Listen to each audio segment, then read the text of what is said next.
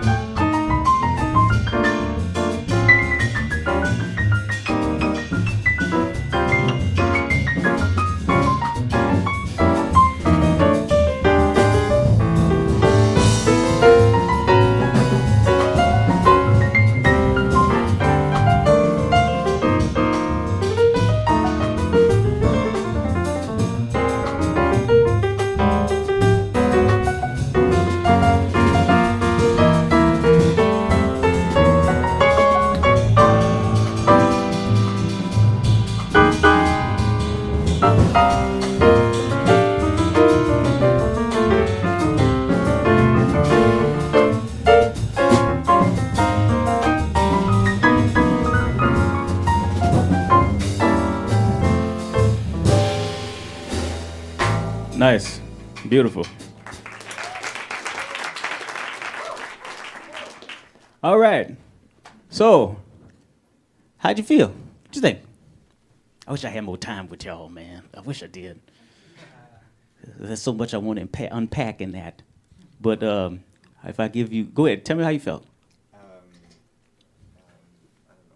know. One shot. I don't know. With one shot. Very bunch of things like that. I feel like I saved a lot, and maybe without. I felt, yeah. If I would tell you anything, is kind of going to piggyback, and everything that I'm saying just kind of expands off of, for everybody. Everything I'm saying applies to everyone. I felt like, how many courses did you take? Do you know? I don't. Okay. How many courses did he take? Anybody? 6 courses. Roughly 6 courses, right? It sounded like 5 or 6 different piano players in one solo, right? Your solo could have very well have started on the 3rd chorus, and it still would have felt like a lot. Okay? What I want to challenge you to do, it's not just going piggybacking off of the melody. I'm a stickler for the melody. I'm a stickler for orchestration. Piano players tend to have this thing, if I would offend anybody, please forgive me, but they tend to have this thing that my teacher used to call Tourette syndrome, where they would play something and they'll be like, tap, tap, like this, and they don't know why. You know what I'm saying? That's how you play the melody of that.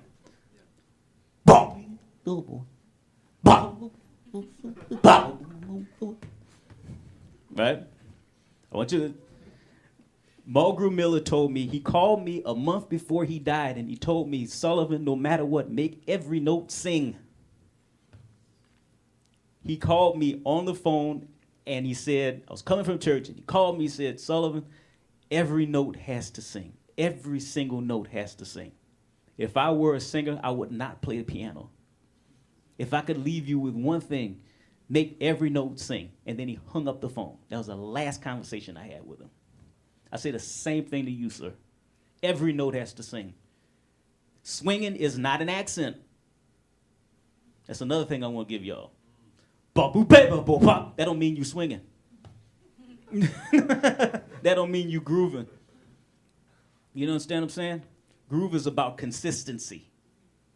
It's not about a random accent or not about any, and swinging is not about anything random either. It's not a random feel. It's about holding a groove for a long period of time. One of the aesthetics of this music is consistency. It is repetition, doing the same thing over and over and over until you fall into a trance. We were talking about the spiritual aspect of music. This is one of those things that they use to conjure up a spirit. They will repeat the same thing over and over and over. In church music, we have this thing called vamps. They repeat the vamp for 1,000,000 years and then go up half steps until everybody fall out in the church. Jazz is about that. That's why we repeat. That's why we just solo over choruses and choruses and choruses and choruses for like 45 minutes. That's why when you hear Train, you can play a song for 45 minutes and the time doesn't, you forget that it's that long. There's so much repetition happening. Don't lose that aesthetic of repetition. Go to a phrase, find a link, repeat the link, go back to the basic themes, and make sure every freaking note sings. That's what I would leave you with. And that's what I leave all of y'all with. Thank you.